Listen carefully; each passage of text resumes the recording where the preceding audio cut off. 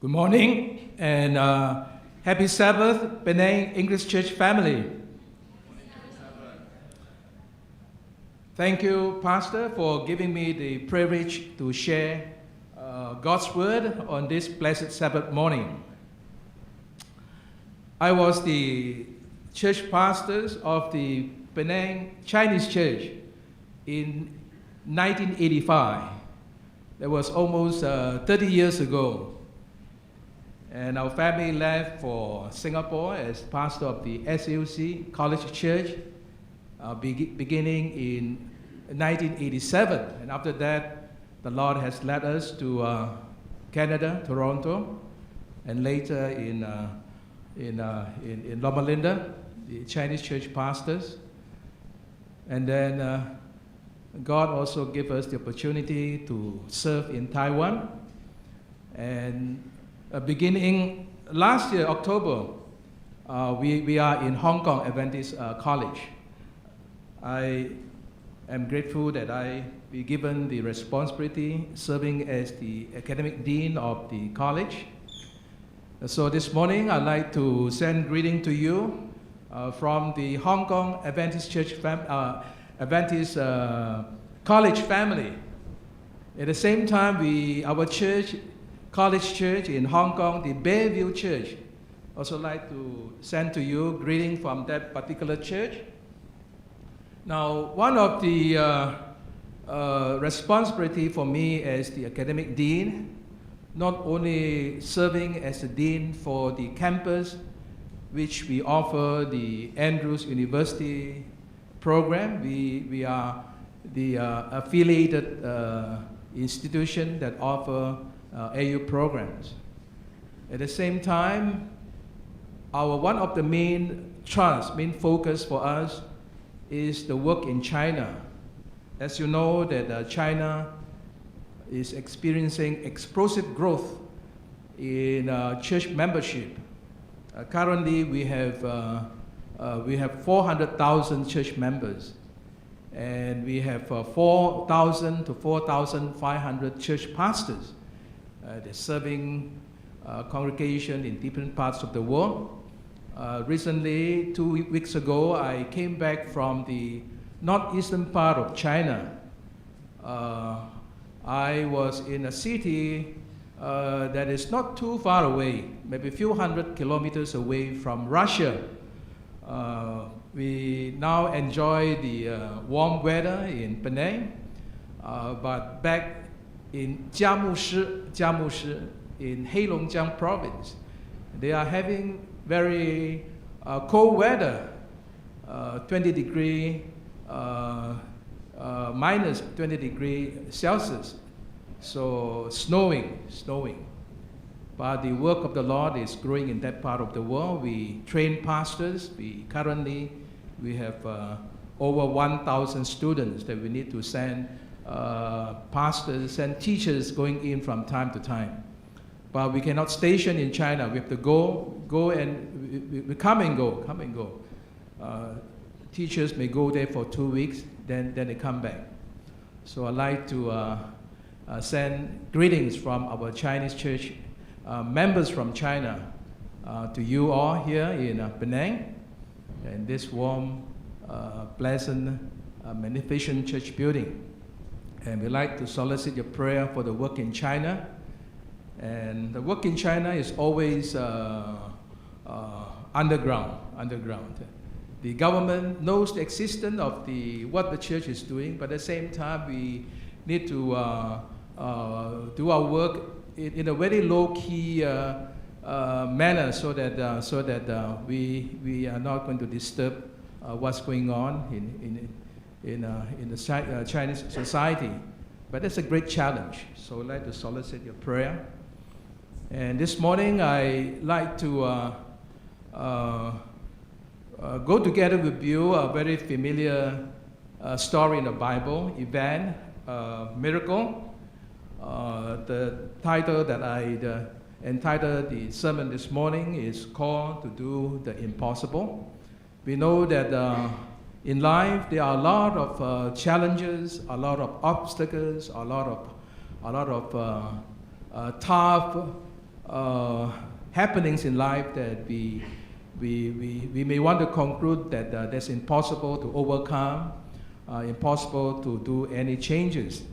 But this morning, I'd like to share one of the Mission Impossible, feeding of the 5,000. We know that Jesus Christ, wherever he went, people flocked, people came to him.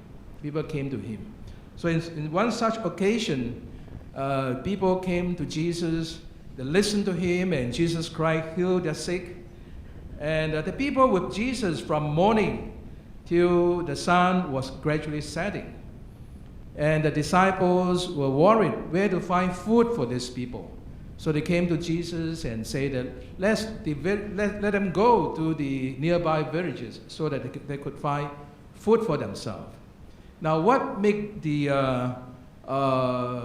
event challenging was that what did Jesus say to them? Jesus told them that they do not need to go away. You give them something to eat. Now that is a mission impossible, am I right? There's no way that they could feed 5,000 adults without counting women and children. So for the disciples, this is an occasion they were called to carry out a mission impossible. So the disciples, they have to reason with Jesus. They have to reason with Jesus. That's why Philip came forward to tell Jesus, it would take more than half a year's wages to buy enough food for each one to have a bite. For a person's half year's wages. What was Philip trying to say? You are asking us to do something that is impossible to carry out. Is that reason good enough to say, okay, you are right? But as we read on, we realize that Jesus still repeats the same thing. They need not to be sent away. You find something for them to eat. So this is the challenge that Jesus gave to them. And then Andrews came forward. Andrews came forward and said that he has a boy with 5 small barley loaves and 2 small fish. But how far will they go among so many? So Andrews over here, he also says to Jesus, Lord, Master, you are asking us to do something impossible. There's no way for us to carry out what you want us to do. But we know that Jesus did not give way, right? You don't have to send them away. You find something for them to eat. So, now what will be the response of the disciples make a difference? But as we read on the story, we have the surprise ending that not only the 5,000 adults plus much more, maybe 2 times, 3 times, with women and children. This 5,000 plus that many not only have enough to eat, and what will be another surprise? They have leftover, am I right? Leftover. 12 baskets of leftover. So, in John 6:13, it says that, so they gathered them and filled 12 baskets with the pieces of the 5 barley loaves left over by those who have eaten. Not only they have enough to eat, but also they have more than enough to eat. And other than the miracles of his resurrection, feeding of the 5,000 is the only miracle recorded in all 4 Gospels. So we could sense that this is a very important event. That's why we find all 4 Gospels records this incident. Now it is recorded in Matthew 14, verses 13 to 21. In Matthew 14, it says that the fragments were collected. If you read carefully on the 4 accounts, no mention was about the fish. Was only the loaves were left over, but no fish left over, according to Matthew. And also Matthew said in Mark, the record says that the fragments of the loaves plus the fishes, and also mentioned that people were grouped into 50 or 100 in groups. In Luke, fragments it's a loaf fragments. No fish was mentioned here. But in John 6 mentioned about the fragments. So sometimes it's good for us to read the same story in all four Gospels. Then it will give you a much more clearer pictures. So we have this miracle of feeding of the 5,000 recorded in all four Gospels. And what are the lessons?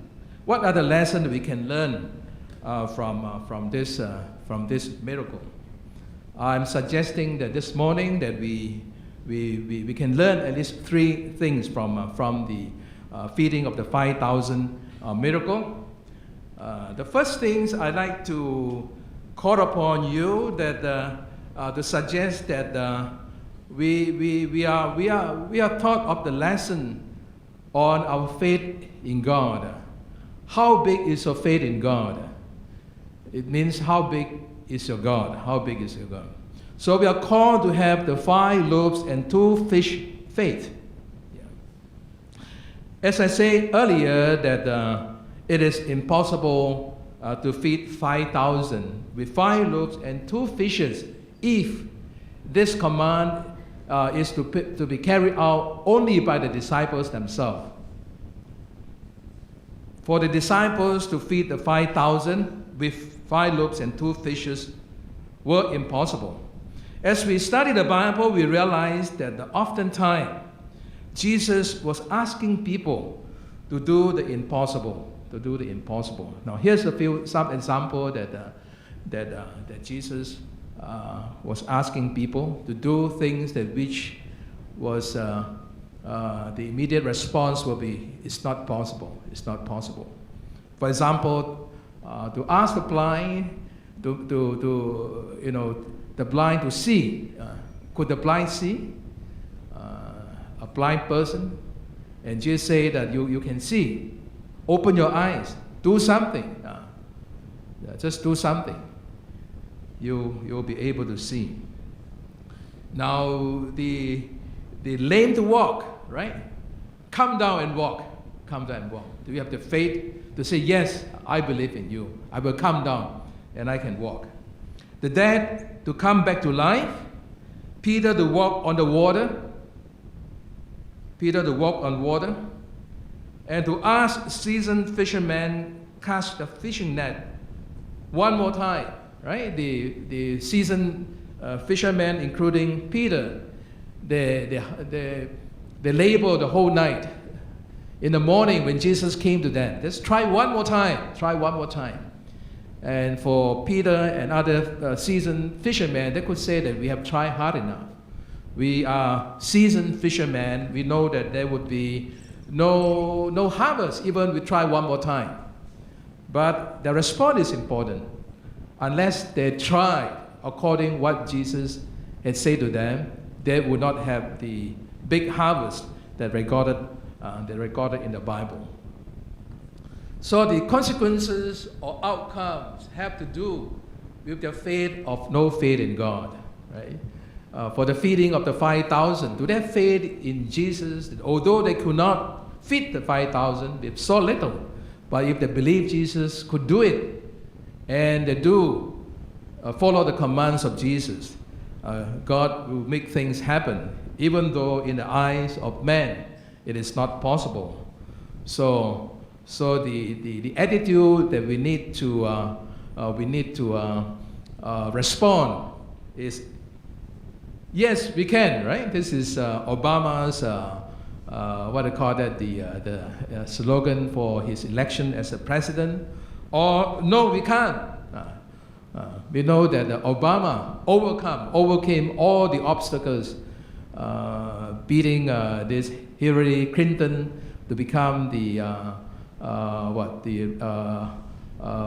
Democrats, what they call that, the candidate for the presidency, and he overcame all the difficulties, all the obstacles, and finally became the president of America because he adopted the attitude of yes we can, and that is the faith that we need, the faith that we need to have in God. Faith in God is important. If it is not possible, why bother to try? If there's no faith in God's power, there's in vain if you try. There's no need to try. Now let's see what it says here that Moses, right? Moses, we read the story of Moses, and Moses was called to lead the people out of Egypt. But if he had taken the attitude that it was impossible, the Jews would still be in Egypt today, right? And if Joshua had felt the same way, because Joshua succeeded Moses to be the leader, to lead the people into the land of Canaan, the promised land. And if Joshua said that the enemy was too strong for us, that they refused to be the leaders, then what would be the fate of the Jewish people today? At the same time, it mentioned about the wall of Jericho, right? You have to round the Jericho city, and on Sabbath, they have to make round 7 times in order for the Jericho wall to fall. If Joshua decided that it was impossible, it couldn't make it, what would be the outcome? Now, if David had adopted the same opinion, Goliath would still be terrorizing the Israelites.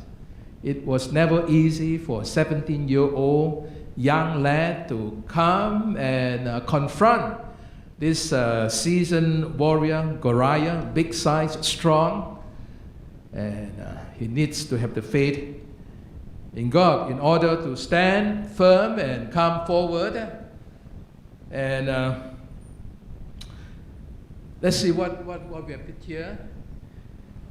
Over here it says that now this helps us to have a new insight on miracle. What is miracle? Feeding of the 5,000 is a miracle. Defeating Goliath is a miracle.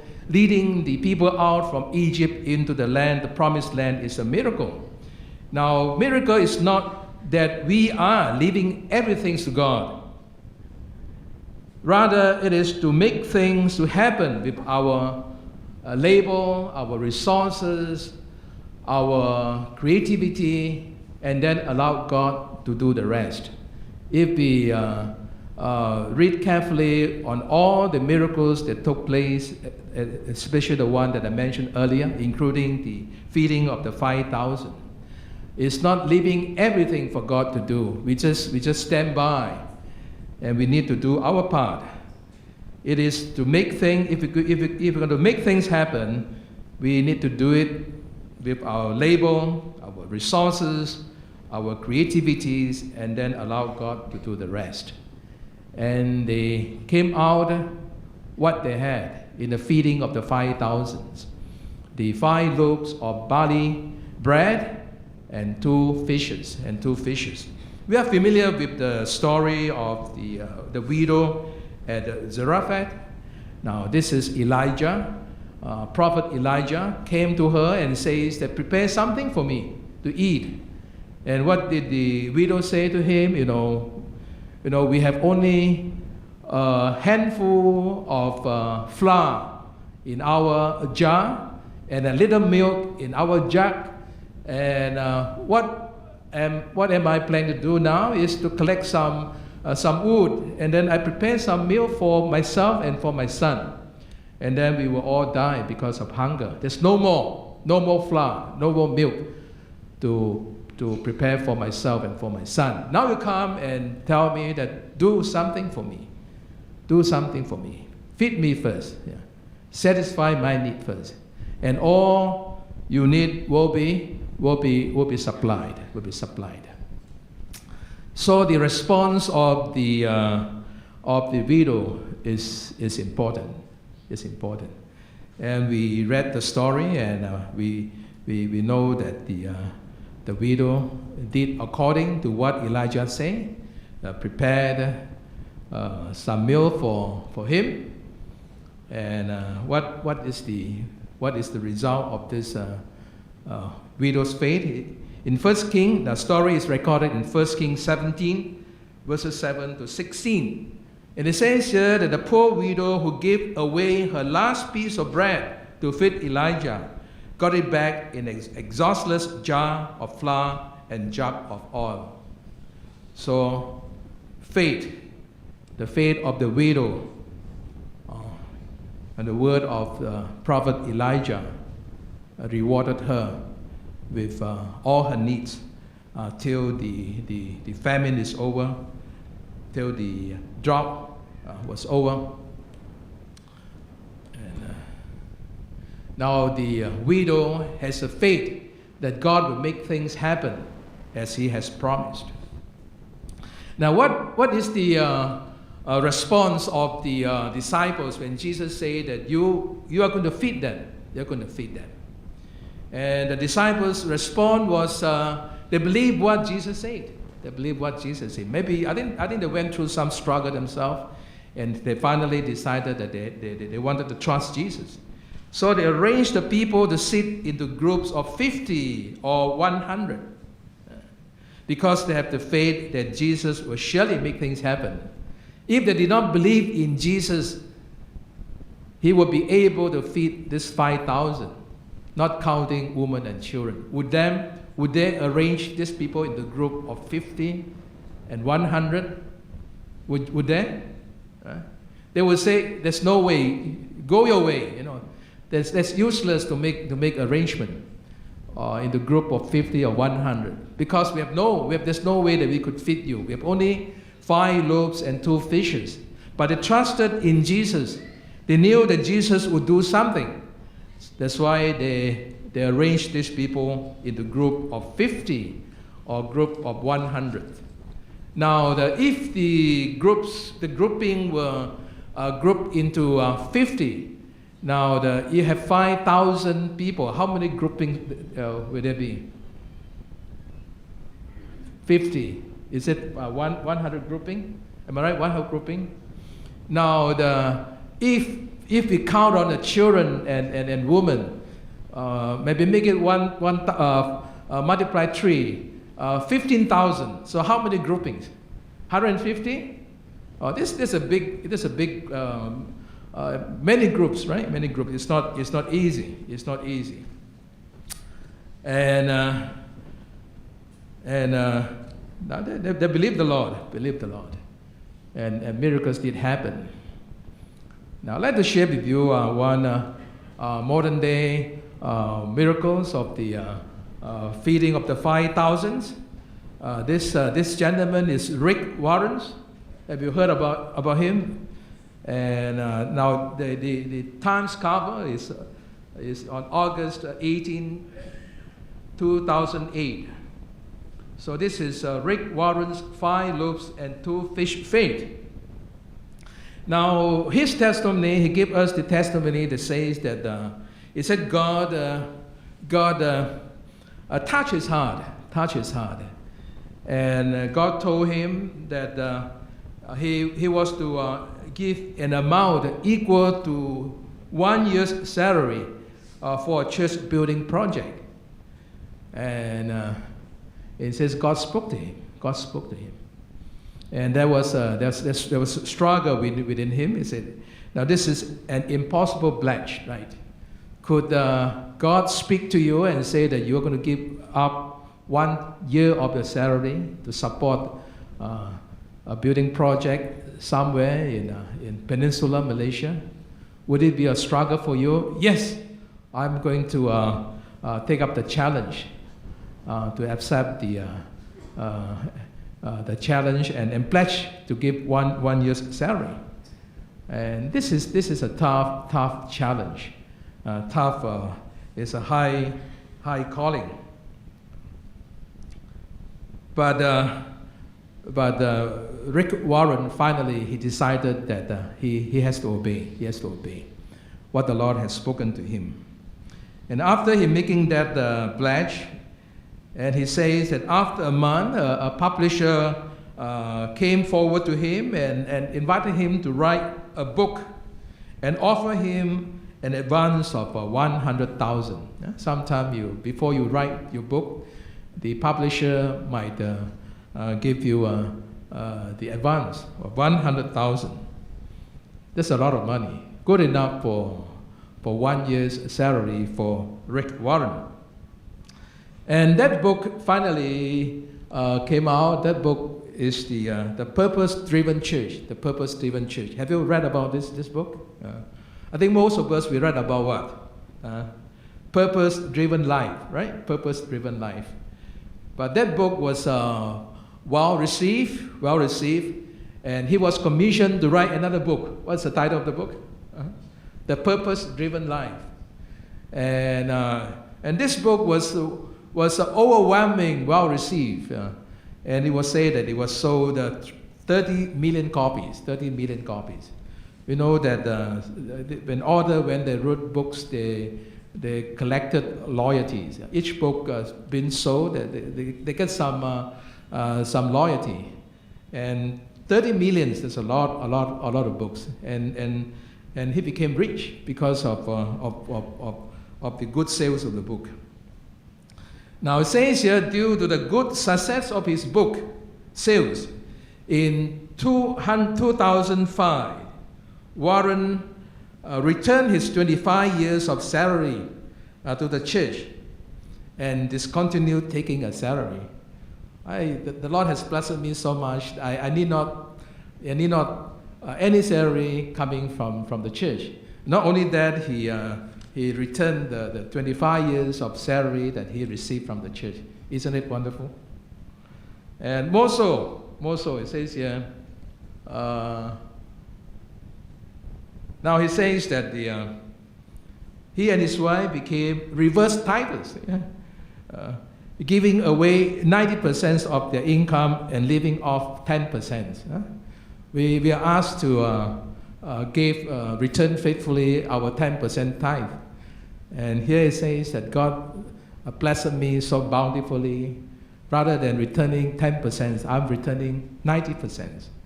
And the 10% still good enough to sustain them. Now, Rick Warren was worried that he was not able to provide his family if he overpledged himself to support the church building project. But when he stepped out in faith, and God multiplied, am I right? When he stepped out in faith, God multiplied what he had. So miracle took place. Is defined not living God do all the things, but we are the one we are supposed to be one to do our part as well. Now, how did the loaves and fishes multiplied? How did the loaves and fishes multiplied? Did it multiply only in Jesus' hand, and then pass it on to the disciples' hand? So the feeding of the 5,000, many loaves, many fishes need to be handed from Jesus' hand to the disciples' hand. So the question asked, was it multiply in the hand of Jesus or multiply also in the hand of the disciples? Right. And here the challenge is, we want to say that the bread did not only multiply in the hands before they handed out the bread. They multiply as they give the loaves away. They give the loaves and they give the fish away. Meaning that in the hands of the disciples, the fishes and the loaves multiplied. It was not only multiplied in the hand of Jesus.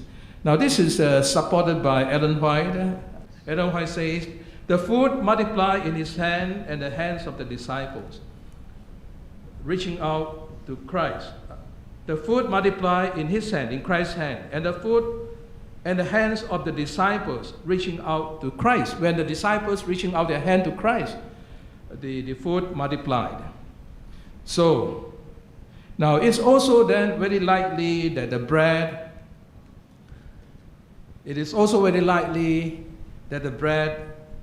and fish continue to multiply in the hand of the people sitting in the group. Does it make sense? Meaning that the fishes and the loaf multiply in the hand of Jesus as he passed out, give it out to the disciples.